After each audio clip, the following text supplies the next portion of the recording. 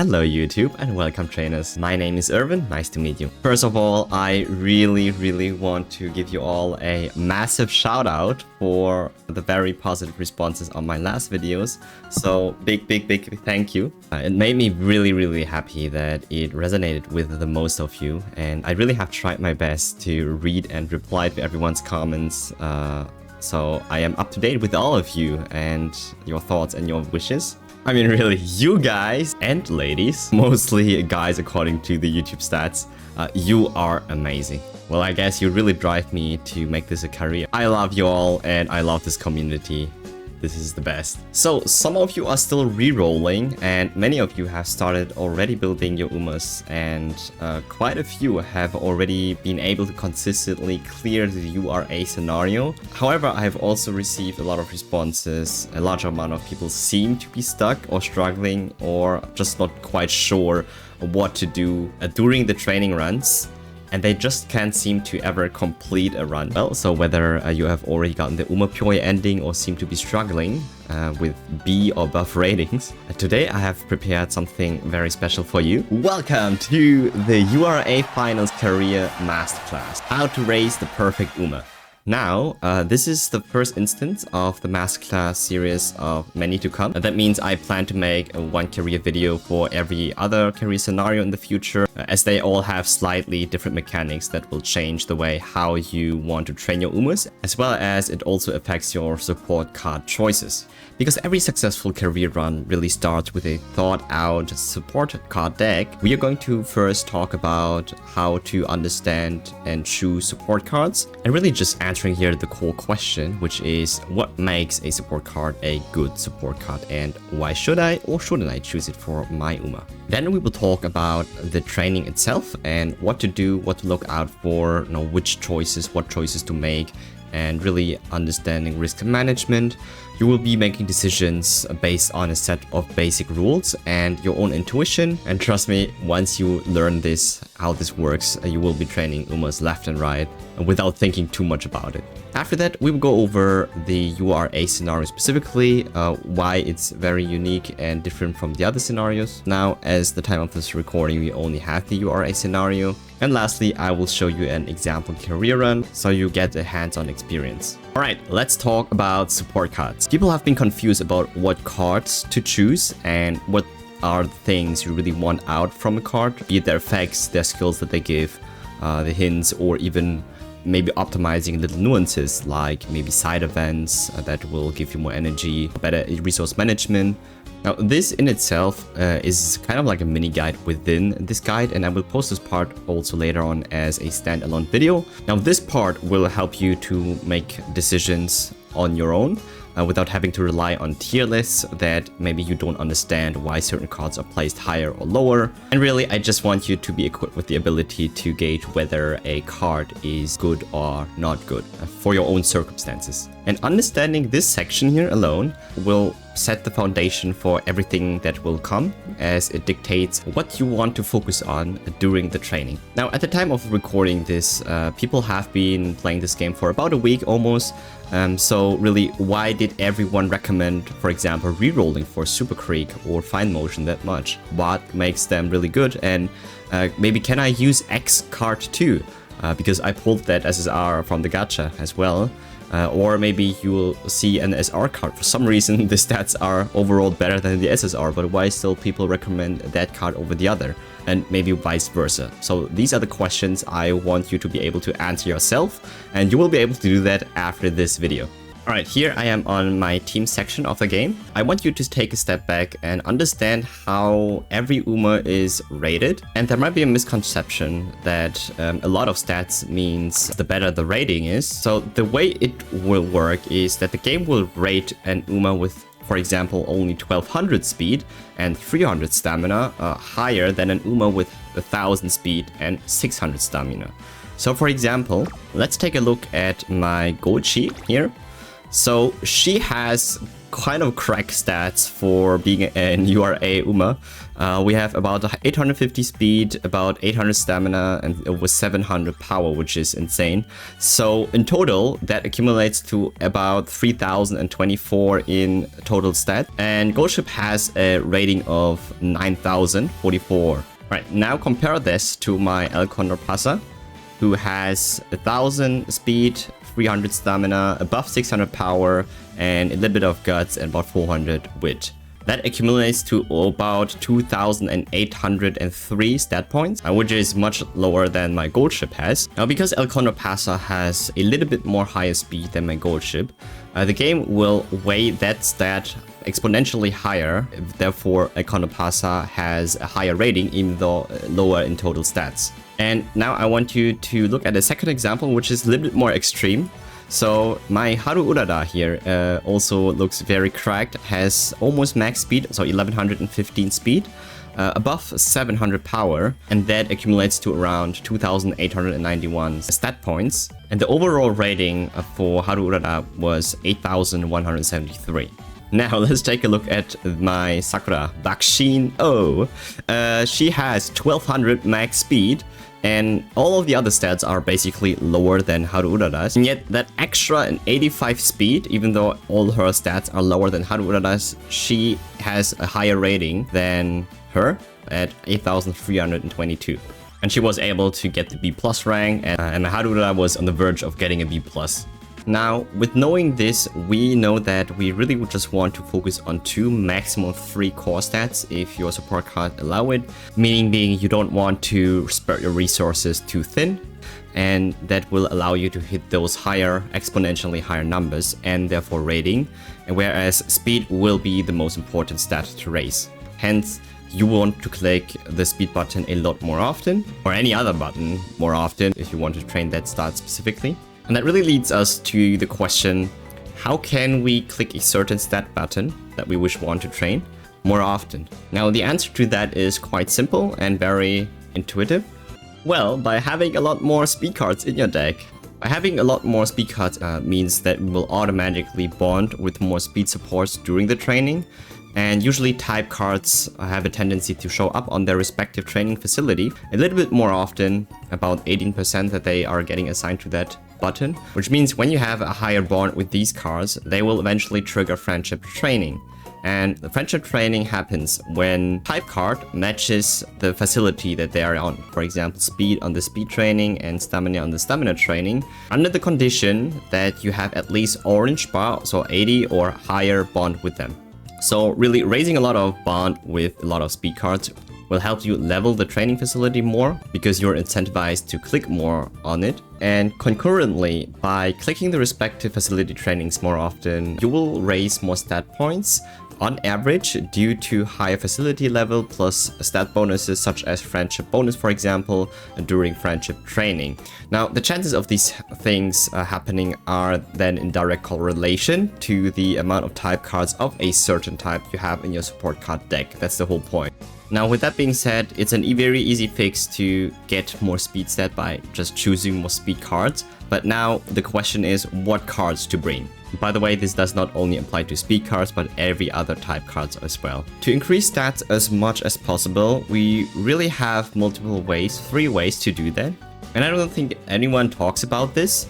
So you can obviously gain stats from training, or by having certain events, or by winning races, because winning races also is a stat giving source, however more with the focus being on the skill points to buy more skills. Now, depending on what you want to do, you can build your support deck around one of those strategies. That means either pick effects that help you increase more stats via training, which is the suggested way, or pick effects even to help you increase more stats via events from support cards, or do a race-focused deck. That means you will want to do more races as much as possible. Now, from experience, the latter option, so doing more races, often pales in comparison to the former one, especially in the URA Finale scenario in most cases.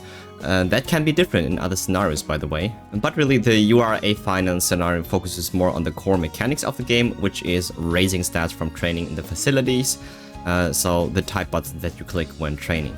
I am an advocate for trying things out and experimenting yourself, but To keep this video short, I will let you know that focusing on the training facilities more than the races will give you more stats in this particular scenario. Now, because we know now that training in the facilities is something we want to prioritize, it makes sense to focus less on the fan and race bonus effects on support cards and more on the actual training effects when training in facilities. Now, as you know, every support card comes with a lot of different effects here. And really, every card is unique in what they give. So let's break down the support card in general. Now, as you know, there are 7 types of support cards, which are Speed, Stamina, Power, Guts, Wisdom, Pal, and I said 7, but the 7th one we haven't gotten. The 7th card is the team or group card, but even in the JP version of the game, only 5, I think, different team cards exist, so don't worry about that too much for now. Now, for your information, I've already covered what each stat does and why they are important in the previous video, so you can check the beginner guide out later. But I didn't talk about the PAL or the group card specifically, so in short, the PAL card focuses on energy recovery and management through recreation events, and the group or team card is basically a combination of the wisdom card and the PAL card together that can trigger friendship training in the wisdom training facility. Now, every support card has a unique perk that is usually locked behind a level requirement. Most of the SSRs unlock their unique perks at level 30, except for the welfare cards. This special week here only unlocks the unique perk at level 40, as well as the Nigerian McQueen, because you can get them for free. Now, as you know, every support card carries a lot of different effects, and that varies from card to card, and every card has also different skills it gives. Alright, something to note, and I wanted to add, is that these skills that you see here on the skills tabs are the skills you would get from hints.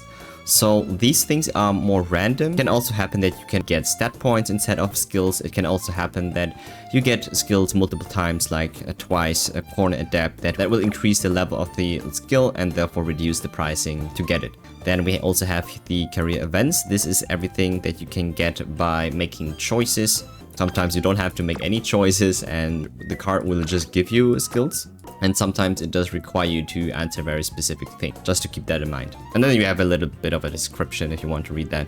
Now, while you can level up SSR cards to level 30 initially, for uncapped SR cards, you can only level up them up to level 25, and the same goes for the R cards, they only level up to level 20. And for every extra copy you have for the card, you can uncap them by going to the uncap screen here and just use the card to uncap. Max limit broken SR card can go up to level 45, and then max limit break SSR card can go up to level 50. Mine is at level 45 right now, but I will get the extra copy a little bit later. Now, uncapping a card is important for 2 reasons. First of all, as you can see on my fine motion, it will unlock extra effects on her. So at level 35, that means 1 extra copy on top of the original. She unlocks an effect, as well as on level 45, that equals to 3 more copies of that card on top of the original one. And sometimes the better effects are also unlocked behind those higher levels, so really want to uncap them. Like on this example, Super Krieg's initial friendship gauge is unlocked only at level 45. And the second reason why you want to uncap and level your support cards is by having higher levels, they will also increase the quality of their effects, meaning, for example, this training effectiveness at 10% is going to be at 15% at level 50, and that means you will get more stats overall when training with the cards during the training. Alright, now on to the really good part of the video, which is talking about the effects of support cards and which of them are great, which of them are not so great, what do you want to have on your card, and how do you determine whether a card is good for you or not. Now let's talk about the types of effects that you can have on your support cards.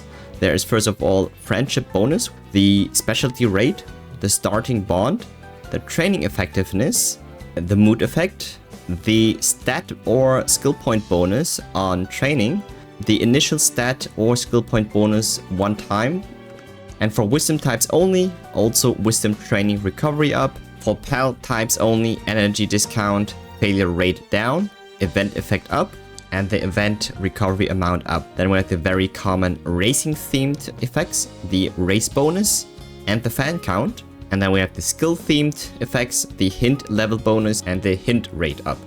Now I understand this is quite a lot to digest, so to make it easier, I put them into these categories for you to understand them a little bit better. As for the training focused or the better training focused one, I call them the 4 pillars of power. I will put in the friendship bonus, the specialty rate, the starting bond, and the training effectiveness in there. And then as for the other training effect package, I call them the other stat multipliers, the mood effect, the stat or skill point bonus on training, or the initial stat or skill point bonus at one time. Because they are less consistent, whereas the 4 pillars are something that you always want to look out for in every support card. We will also do an example calculation later on how that exactly plays all together. Then I have the miscellaneous category, where this is very specific for the wisdom types and the pal types. And as I said, we have the racing themed and the skill themed support card effects. Now let's talk about the first category, the 4 pillars of power. Why are they the best stats? Let's talk about friendship bonus. The friendship bonus is an effect that almost every support card has, and it increases the effectiveness of friendship training specifically, meaning it only is valuable if you hit the rainbow buttons with the card. Only then will the friendship bonus kick in.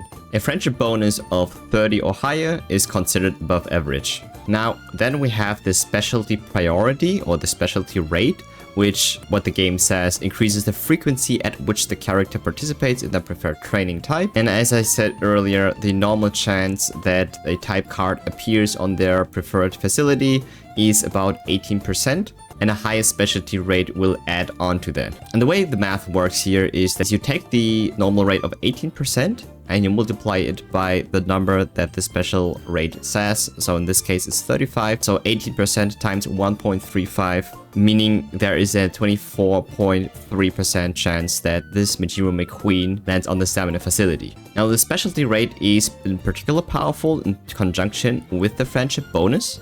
That's why you want to see them preferably both together on the card, and preferably have an above average quality on them. For specialty rate, the above average is 50 or higher.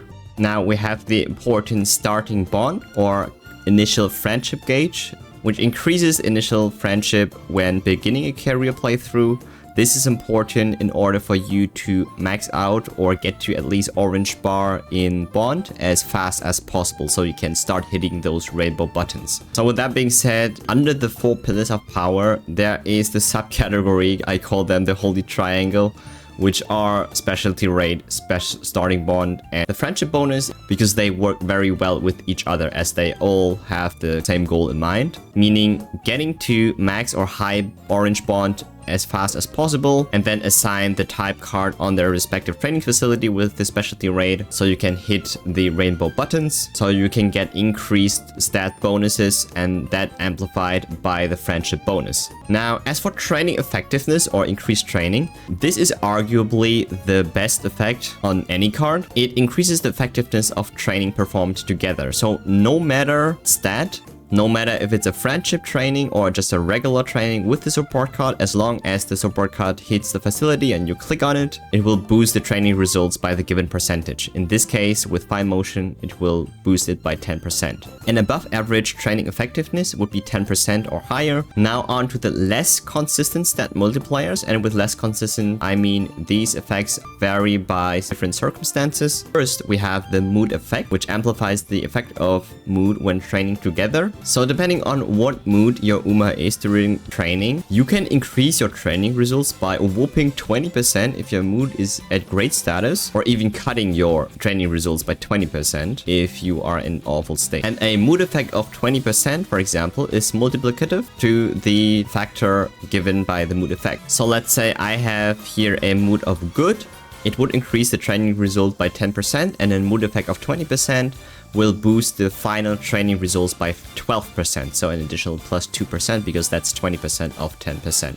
And right here you can see why this is not as consistent, because oftentimes you're not always at the great mood or the greatest or good mood. Sometimes there's bad, sometimes there's awful. And then above average mood bonus or effect is at 30 or higher. Then you will sometimes have cards that have flat increases in the stats when training with the card together. Here in this case with the Augury Cap Power SSR card, we have a power bonus of 1, and there exists a similar effect for every other stat type for the respective cards. And as you can see or imagine, this effect only applies when you train with the card on a training facility that actually raises the said stat. For example, Augury Cap can increase the power bonus even if she's on the speed facility, because speed increases speed and power. She will increase the power gain there. And for example, this does not work for the wisdom training facility, as it only boosts a little bit of speed and wisdom, but not power. So the additive cannot be applied onto the power stat that doesn't exist. On an average run, this effect is very variable, as you can see, because it requires you to hit the card on this set training facility. Here my Sweep Tosho has an example that increases also the skill bonus, which is not that bad, because on every training facility you will get skill points. So that will always add 1 skill point. Now the maximum quality for this stat gain when training together is 2, minimum 1. Now here we have an example for an initial stat gain.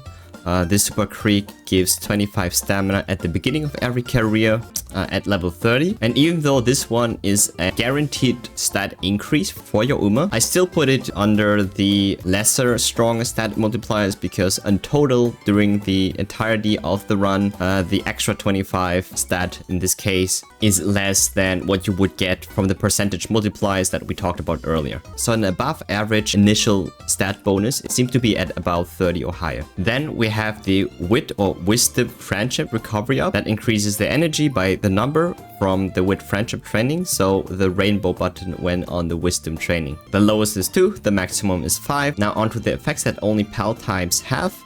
Here, for this example, we have the Aoi Kirien card. It features effects that no other card has, and these cards are mainly there for you to manage your energy resources better. Now, PAL cards have a tendency to have a lot of energy up events when you go on a recreation. Event recovery here means literally to increase the energy recovery that you would get from these events. Then we have the event effectiveness, similar to training effectiveness. However, this one only applies when you go on recreation event with the support card, and when you gain stats, then that will be boosted by the event effectiveness. We have failure protection. This is very self-explanatory as well. This one decreases the probability of failure when training together. And then lastly, the energy cost reduction, which decreases the energy consumed when training together. And above average stat for the event effectiveness would be at 30 or higher. And above average event recovery stat would be at 50% or higher. And above average failure protection would be at 30 or higher. And then above average for the energy cost reduction would be at 15 or higher. Now we have the racing themed effects. Here on this card we have a race bonus and a fan bonus. These things are important if you want to do a lot of races. Therefore they will rank lower in our priority, because we want to maximize the training bonuses from the training facilities, not from the races. You will see the race bonus mostly at 10% for most of the cards. Now an above average for fan bonus is usually always at 20%. Then we have the skill themed effects, so the hint levels and the hint frequency. The hint level will increase the level when getting skills from the hint events, which can help you drastically reduce the cost of certain skills. And the hint frequency increases the frequency at which the hint events occur respectively. And they make a good pair obviously on cards that provide very good skills. This Augury Cap Power card, for example, has a lot of good skills here, like Corner Acceleration and Corner Adapt, Home Stretch Haste, Hydrate, or sometimes even acceleration. So if you want to play a race focused themed support card deck, then having cards with great skills and hint levels or hint frequency ups is usually a good thing, as they both play together very well, because you will get a lot of skill points during the races, and cards that usually offer high hint levels or hint frequency ups have a few skills that you really want to have, which can lead to, if you use this card for example, you having a lot of skills that you want to buy but you just don't have enough SP to get them all, which makes your Uma very skill point hungry. The average hint level bonus would be 2 or higher, and then above average hint frequency would be at 40% or higher. Now that we have gone through all the effects and what they do, we will take a look at an example here. So this Max Limit Break Sweep Tosho. Tell me why this is a good card. Now for your information, the unique perk that Sweep Tosho has, so the training effectiveness and the hint frequency, they are training effectiveness plus 5% and hint frequency plus 20%. So let's take a closer look. Friendship bonus at 30% is already really good, as we want to have at least 30% or higher. Mood effect 40% can be somewhat viable, as it gives you an extra 8% on the stat when training with a great mood, and 40% is also above average. But again, mood effect is somewhat of an inconsistent stat, so we only look at it as an extra bonus. Now training effectiveness is at 5% plus her unique perk that puts her at 10%, which is already a very desirable stat. Now initial friendship gauge is at 25, and 25 is the sweet spot. 25 or higher is always nice to see and what you want to aim for. As for race bonus and the fan bonus, we don't really care, but it's again a nice to have. The specialty priority is at 50 or higher, and as we said earlier, 50 or higher is above average. And finally, she also increases the skill point bonus. Basically, every training you do with her, she will increase your skill point by +1, because every training will increase your SP guaranteed. So this effect is always applicable. And overall, there really is nothing bad about this card. And this one is an SR and everyone can get it. The only thing that is a little bit meh are the skills she gives. And the skills she provides from her career events are not something that you would also want to have. But during her career events, she does increase skill points as well as energy and speed stat, which are always desirable. And that makes Sweep Tosho one of the best SR speed cards that you can get early on. Now, I said early in the video that you are going to be able to rate cards. In this example here, we have Super Creek, a card everyone tells you to reroll for. And I will scroll down and you tell me why this card is a good card. So here we go. Max limit rate 50. She increases friendship training by 10%. She increases specialty rate by 20, has friendship bonus of 25%, increased training 15%, initial stamina up 35, race bonus 10%, fan count 20%, specialty rate up 35, stamina bonus 1, and starting bond 30. Now you can stop the video if you want and try to understand why this card is a good card. Well, it's actually quite easy to understand, because she increases the friendship bonus by 35% together with her unique effect, which is already above average. She has increased training 15%, cannot get better than that. She has initial stamina up at 35, which for stamina, this is actually quite nice to have early in the career stages. Again, race bonus we don't really count. She has a fan count bonus of 20%, which we also don't really count. Her specialty rate up is at 35, plus the 20% from the unique effect that we have here, which will put it at 55, which is again above average. She gives a stamina bonus of +1 when training together, and she has a whooping starting bond at 30, which is again above average. However, as you can see, this is only achieved at max limit break. And let's say at level 30, all of these stats are still very nice. As you can see, the friendship bonus is still at 30%, which is average and above. The increased training at 10%, which is very desirable. The initial stamina up at 25, race bonus, fan count we don't count. And specialty rate up at 20, plus the 20 from the unique effect at 40 already. Now the only thing that we really don't have is the starting bond. That means, and you might have experienced that for you as well, if you have Special Creek, that she starts out with 0 initial bond, and that makes it very hard to max out her bond early on. Now on top of that, she actually also has really good skills. So we have corner recovery, very desirable as it is very generic and can be used on every Uma. He also carries ramp up, which can be very interesting for Umas that want to overtake, like the late surger or the end closer. Now homestretch haste, if you have realized, is always a good skill as well. And finally, she also carries the most desirable skill that everyone wants to have, the swinging maestro. Basically a stronger version of the corner recovery, a direct upgrade to the corner recovery. That's why it's a gold skill. Gold skills are usually upgrades to a standard skill. So even at level 30, she is a W card. Now, to give you an example on how all these stat effects play together, let's take a look at this screenshot. Here we are going to take a closer look at the skill points specifically.